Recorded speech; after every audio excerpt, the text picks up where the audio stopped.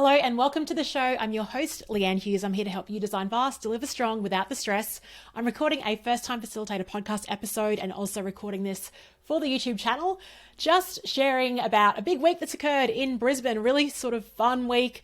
We ran the event, How to Face Change, and I say we because I partnered with the incredible Michael Bungay Stanier on this event, and it was super fun. And I thought it might be interesting, both personally, to reflect on the experience and the build-up and what we did beforehand to make it work, and also just to share that with you because I know many of you are curious. Many of you are facilitators. You run events internally, but you might also from time to time want to attract people to big events as well. So just sharing behind the scenes, and this is going to be very casual and conversational. I'm going to pretend that I've just gathered a group of people where hanging out, and I'm just going to share a few things in terms of insights that emerge in terms of how we thought about this event, what we did as well. In the show notes for this episode, I'm going to share the YouTube video, which has like a 3-minute highlight, so you can kind of see what I'm talking about. And now it's nearly a week after the event, so I think this is the perfect time to share those insights, what I learned and anything else that comes to mind. So how I'm going to break this topic up is into various subtopics, looking at marketing, our goals, how we worked together in the lead up to this event, what we did the day before, and also the logistics of hosting the event and sort of other decisions that were made. So as you can see, it's kind of broad. I've tried to have these different themes to keep me on track, but I'm just going to riff with myself and let's see where it goes. So how did this all begin? Well, on the 23rd of February, I was looking through my emails. I got an email from Michael and it said, "Hey Leanne, I'm in Oz and my last gig will be in Brisbane on the 5th of September. Very half-formed thought, is there a workshop or something you and I could collab on or co-create around that time? Any interest at all?" So yeah, of course, it was like a no-brainer. And I love how Derek Sivers says, is it a hell yes or a no? And this was an absolute hell yes. So responded back, and then it took about a month for us to actually jump on a call. I think we're both doing things. I think we jumped on a call about 4 weeks after that initial email. So March 22nd, I think, to really talk about what we could work on together and what our goals were. And when we jumped on that call, I'm just trying to think of things that stood out. Probably 2 things. The first one was our goals for this, and it was to co-create just a great experience, to get people together and get people excited, work with each other. So that was the main goal. And the subsidiary goal was to not lose money on this. So we did both of those things, I think. So tick, which is great. And I think it's a really important part is anytime you are setting up a collaboration or you're even thinking about running your own event, like what is the real purpose behind it? And I guess some people might run events to make money. A lot of the time you don't. But in terms of having a great time, building your brand, getting great people together and instigating a community, there's so much power and worth in that as well. And also just being able to work with someone that you think is amazing. Like I've learned so much just from being around Michael and hearing how he operates and seeing what he does. It's really given me insight into, gosh, that's what it takes to operate at that level. So yeah, that was really great. Now, following that call on the 23rd of March, then it was pretty much up to me. I said, look, okay, great. Let me think about this. Let me source some venues and I'll see what we can do. Now, 2 key things came up for me in that time. And I find it fascinating that reticular activating system, that RAS we have in our own mind, once you prime that towards something, it's incredible what comes up, but you've got to prime it. You've got to have a focus or an idea or a goal in mind. And then you really narrow in on a couple of things. So the first thing I saw was an article. It was the front page of the Courier Mail. The date was the 6th of April. I remember where I was. I was grabbing a coffee and I was like, right, instead of looking at my phone, I'm going to look at this paper. And the headline was all about the Olympic Games in Brisbane. And there was a comment from Lee Sun Sin, who wrote the book Mao's Last Dancer, like amazing ballet dancer. He was the principal of the Queensland Ballet for some time. And he was talking about, he was kind of getting a little bit annoyed. There's been all this hesitation around, does Brisbane build new stadiums for the Olympics? Do we repurpose old stadiums? Like, what are we doing? And it still hasn't been resolved yet. And we need to really crack onto this because the Olympics is happening soon. So a lot of the stuff is in the media around, what are we doing with this infrastructure? And Lee said, and he wrote, if I made small decisions, I would hate myself forever. I love that. And so when I was thinking about this event, because I was coming umming and ahhing, like there are so many different venues. So immediately after the call with Michael, I was reaching out to a few venues, trying to figure out like what the associated costs were and capacity, because we had no idea how many people would arrive. And when I read that quote, I'm going to say it again. If I made small decisions, I would hate myself forever. I was like, yeah, right. We can't excuse me, my language, but we can't half-ass this. Like, the venue is a main character for this event. The main characters were Michael, myself, and the venue and the content. I think that was number 4. But really, in my book, The 2-Hour Workshop Blueprint, I really talk about beginning with the experience in mind.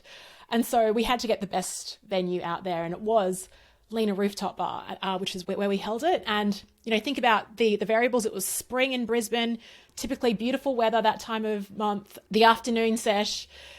Thinking about the combination of like, what would the actual session be? It could have been like a 1-hour session with the panel, but we thought, well, I've got the book, The 2-Hour Workshop Blueprint, so it kind of makes sense to run a 2-hour workshop. Plus, then that was inspired by Nick Gray's book, The 2-Hour Cocktail Party. And I knew many people there that were going to come in would want to spend time with Michael afterwards and relax and really connect with like-minded people. And so having that 2-hour after party just reflected the goals of that, right? To connect people, to bring people together, to have fun, and just create something magical. So that was why I backed myself with Lena. Now, I think the venue costs, like, they were significant. And we didn't have anyone registered yet so far. We didn't even know. So that was a big bet. But thank goodness. And I think there's something in that. Like, I honestly feel like the rooftop was a major element that got people over the line. Like, they might have been keen, but knowing that it was on a rooftop was like that bit that said, yeah, I want to buy into that. I want to do it. So if you're thinking about an event, definitely consider the experience you're hosting, and where you're going to host it is a real variable in terms of getting people to sign up and excited about your event and sharing it as well. And on reflection on that, like just of last week, I think when we talk about events and word of mouth marketing, so many people on social media after the event like have shared photos of them on the rooftop because it's a brag-worthy place to be. So that is part of the marketing strategy, is actually thinking of where you're going to host it. I just said that there were 2 things I noticed in the lead up to this that really helped us build this. So one was that Courier Mail article with that standout quote and from Mao's Last Dancer. And the second one was listening to a Diary of CEO interview Steve Bartlett. So he was talking to Daniel Priestley, and Daniel was talking about this phrase called manufacturing demand. When you're looking at trying to sell an event or anything really, you got to create demand for it, right? And create kind of scarcity around it. And so I thought, why don't we give this strategy a crack? And not that Daniel talks too much into it, but I'm like, how do we manufacture demand for our event? So rather than creating a sales page and having tickets for sale immediately, what we did was we said, hey, just letting you know, Michael and I are collaborating on something. It's going to be in September. You need to get on this wait list to find out more. And you'll be notified first when tickets go on sale. So we had close to 150 people to sign up for that wait list in the space of maybe 24 hours. So there's no commitment, but what they did was register their intent. That then gave me a little validation that, yeah, cool, go with this venue, lock it in, because I validated the idea already. So what we did there was just reduce the risk. Now, when you manufacture demand, so all we did was just got everyone's name and email address. Oh yeah, and we wanted to know, what are you excited about? And those comments were really great, because then that helped us market it again. So when we did go on sale, it was like, hey, here's what you want and here's what we're doing. So a lot of the social media marketing and the posts, it was like, this is why 8 of your colleagues have decided to sign up for the wait list, and then we put their reasons down. So again, social proof. It's not me telling you why to come along. It's everyone within the community sharing why they're interested in the event. And then that gives us some insight into what we should potentially host as well. Okay, so then that was a waitlist for, I think, 72 hours. People got on that on like Thursday, Friday, then tickets went on sale Monday or Tuesday. I can't even remember the dates, but it wasn't that far on from it. And we actually said it was kind of like creating a Taylor Swift ticket experience. Tickets got on sale, I think it was Tuesday, 10 a.m. And I had people messaging me at 9:59 going, when are these tickets going on sale? And I was super nervous when they did, but they went on sale, and within like 5 minutes, we had 20 people on there. 15 minutes, there were like 40 people registered. By the end of the day, we'd had, I think, close to 90 to 100 people sign up on that day. So something about manufacturing that demand, creating an event around when tickets will go on sale at a very specific time was important. Yeah, I was looking to, like Taylor Swift and ticketing platforms to see how do they do this. And we used a platform called Luma, lu.ma. What is so good about that is it's very easy to purchase tickets, and they do all the notifications and everything. There's a bit of a cost involved in terms of the fees that you pay for that service. But what I love about it the most is the ease in terms of setting it up, communicating with people on there that have registered. And also, when you sign up, you can see other people that have signed up. So if you're jumping on there at 10:20 and you see that like 45 other people are on there, you're like, oh my gosh, I need to get onto this too. So again, creates that social proof. Other people are doing this. And there was a capacity for that rooftop bar. So there was, you needed to get in quick to lock in that seat. The other incentive was we had 24-hour early bird pricing for action takers. So we sold tickets at a really good rate, and you could buy multiple tickets. And so we had people buy 2, 4, 6 tickets on that day as well, which really built up those numbers. And then following that, honestly, Michael and I, like after that one day, we didn't really need to do anything in terms of marketing the event. Like we'd already been like, great, we've got this, we won't lose money on it. So anything between now and September is just bonus. So that was really great in terms of, cool, we're off the hook now.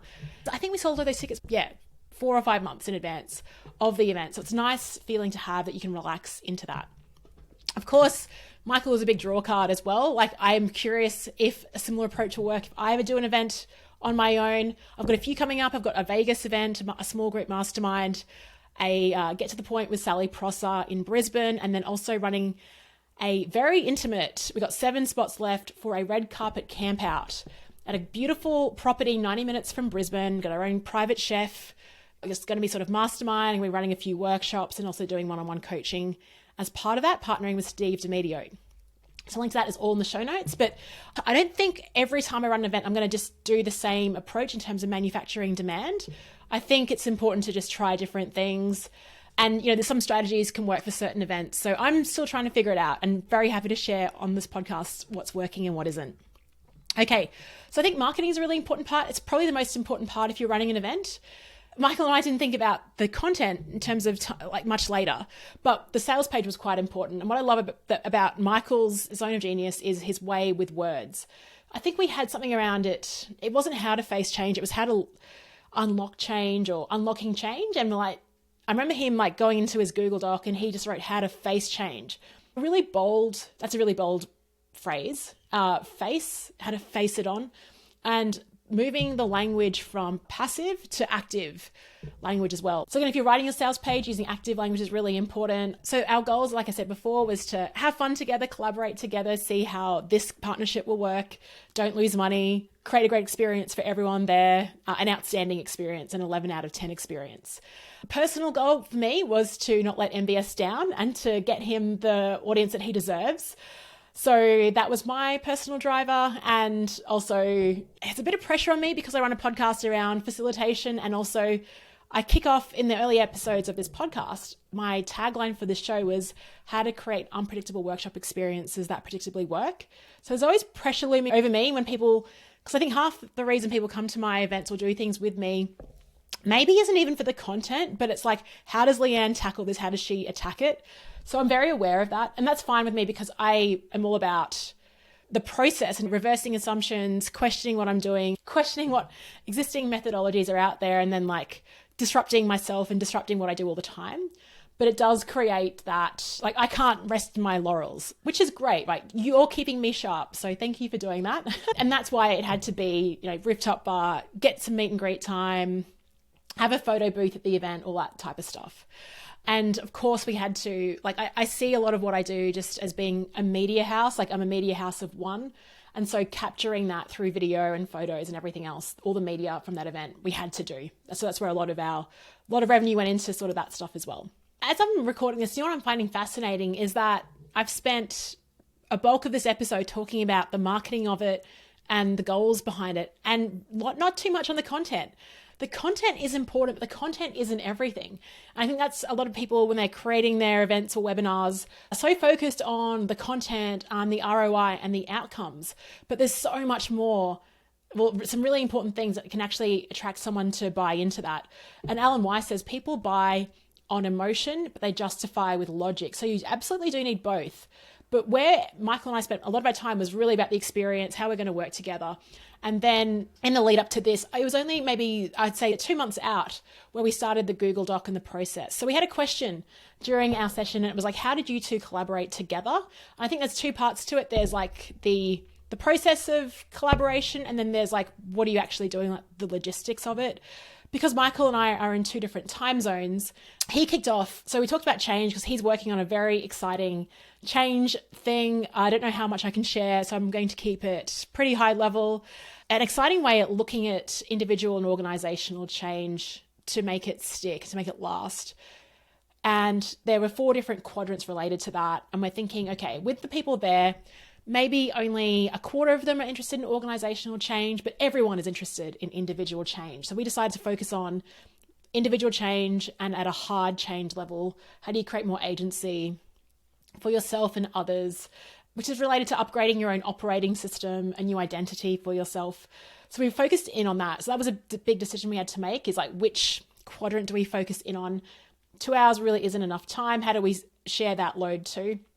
And so Michael had a start, created a Google Doc and was like, hey, here are some things that I think will work. In terms of timing, that would have been an amazing 1-day workshop, but we really had to cut it back. And then I had to say to him, hey, I think I can add some value related to the part around agency. And that's where I came up with the concepts of the hesitation station, ideas around being shallow and deep, which I might share on future episodes. And then Michael shared more about rituals and how they like the anti-habit, which I absolutely loved. And a lot of people loved that language around rituals and making it a conscious thing. So once you have that, we had a high-level draft. Then it was basically up to us individually to go out and figure out what we were going to do. The day before the session, I grabbed Michael from the airport. We met at a cafe, the Powerhouse Cafe, along the Brisbane River. It was a gorgeous afternoon, had some great food, super fun. We probably spent about half of that talking around how we're going to collaborate together. If I need rescuing, what's the signal, how we're going to work, if something goes off. And I came to some agreements together, which I think is great. And then look, the day before a workshop, you need to land the plane to figure out. So we went through timing, what were the questions we're going to open with, who did what, as in who did the housekeeping, acknowledgement of country, like kind of went through that sequence. Then it's like, right, you've got 30 minutes for this section, I've got 30 minutes for this section, you've got 30 minutes. And then we're going to close it with Q&A. So that was just landing the plane. What I love about that was I got the opportunity to ask the person that's the best person in the world for generating questions. I was like, hey, here I've got these 3 parts. What are some questions that I can ask at the end of each one? Now, if I'm going to reflect on my own performance, you probably can tell from this podcast episode, I spent 80% of my time thinking about the general experience of this event and 20% of the time thinking about, oh yeah, my 30-minute section. And so my reflection is great to focus on the experience and everything else, but Leanne, at some stage, I think it should have been more of like a 50-50 split in terms of experience and then content. I wanted to share some content that I've never shared publicly before. It was a risky move, but I wanted to see what the feeling was and the vibe. And the whole thing was around individual change at a hard level. So I think role modeling that by testing some untested ideas in public. Michael did the same thing with his change model, the first time he's ever shared that publicly. And so when you do that, it's like your brain's going a million miles an hour. You know what you want to say, but then sharing it with an audience that's never heard it before. What I could have done better is maybe connect it a bit more and give more practical examples. So that's what I'm taking away from that experience. But that was the process of how we worked together. And what I like about it is that it was asynchronous. So it wasn't like on the call we were making decisions and sort of rushing that. It was like, okay, Michael sent me his reflections on a Google Doc and commented and had Loom commentary. That gave me time to think about it and then come back and respond as well in our own time, which is great because, yes, I think there's real power in being able to collaborate with anyone around the world in your own time zone and at your preferred time. So those tools were Google Docs, where our Spark sheet, our run sheet was held, Loom videos as well, and email/SMS. That was it. Very easy. In the lead up to the event as well, we did a few sort of interesting things. So one was creating a private podcast. And I thought this would be a kind of fun thing to do, is to get people maybe connecting in to each other and to who Michael and I are before the event. Like, I think there's 4 or 5 episodes on, we called it the pre-hype podcast. And so did a quick intro. Then I played the original podcast episode that Michael and I appeared on in 2019, where we met for the first time. Then Michael and I did a pre-record about this session and what we were excited about and how we're planning for it, and some co-facilitation tips that went on that private podcast. And then we invited everyone on that email list that was coming along to head on to a tool called speakpipe.com and for them to share their introduction. So who they were, like where they worked and what they were excited about for the event. And we played that as well. So that was an interesting thing.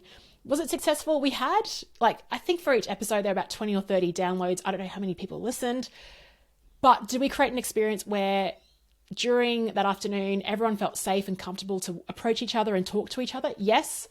Could we have created that without the podcast? Possibly. I don't know. The bandwidth in terms of creating that podcast, it didn't really take up too much time or energy. So I don't mind it as an idea. We probably could have done more to promote it perhaps, but I think that for a first run, it was kind of fun to do and to see what the take up was of that. The other thing I think that was helpful before the event, we're on a rooftop bar, can be a bit difficult to figure out how to access it. So I created a Loom video walkthrough from South Bank, Brisbane, over to the event, like a literal walkthrough, just showing you how to access it, what time you can access it, where the lifts go and everything else. It was less than a minute. I can share that in the show notes again for this so you can see what that was like. I was inspired to do that. My friend Steph Clark had a lovely dinner she hosted in Melbourne it was very interesting, like difficult to get to. It was like a rabbit's warren to get to this place. And so she did a walkthrough using Loom. I think Loom was great because what we did on that is people can react on it. And also we encourage people to share like their LinkedIn URL so they could connect in and add people to LinkedIn before they showed up as well. Because I think, there's massive uncertainty. I like going to events, but you do feel a bit of uncertainty, like who else is going and will I know anyone? What do they like? And so to be able to connect with people beforehand, I think is really, really powerful. So we ran the event.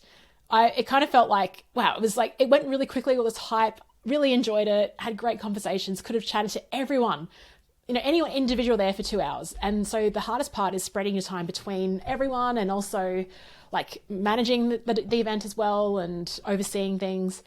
And also just being able to get a drink and like pause conversations. And so that was, but like I'm not complaining. I absolutely loved it.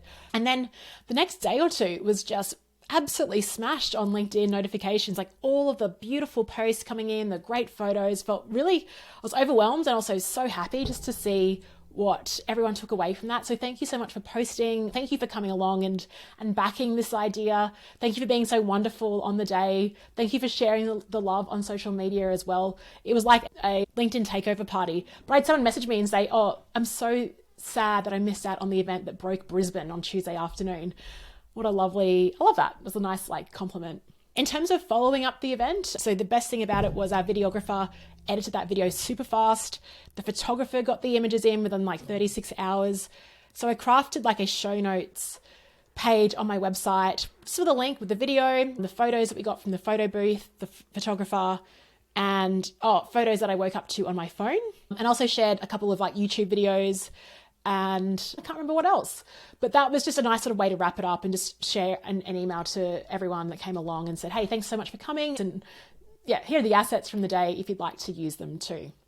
I reckon I could talk so much more. I'm sure there's more questions that have come out of this, but just thought I'd share a bit about how we marketed it, what we created, our focus on the experience versus the content, and what we did pre and post the event as well, some different things that maybe you'd like to share and incorporate into your future events as well. Let me know what you thought of this episode. Did anything ring out for you? Feel free to share this on social media. Send me a message on LinkedIn. Tag Michael and myself if anything resonates. And let us know what events you're hosting in future and if there's one or two ideas that you might take from this into your next event. And if you'd love to catch up at any future events, we've got a small group experience in Las Vegas on the 30th of October, an event with Sally Prosser on the 19th of November called Get to the Point in Brisbane, and then really exciting a 2-night glamping experience, a luxury red carpet camp out, a private chef, outdoor walks, masterminding, hot seating, coaching, workshopping, connecting. We call it Ignite, Inspire and Indulge. All the details are in the show notes for this one, and I'll chat to you next time.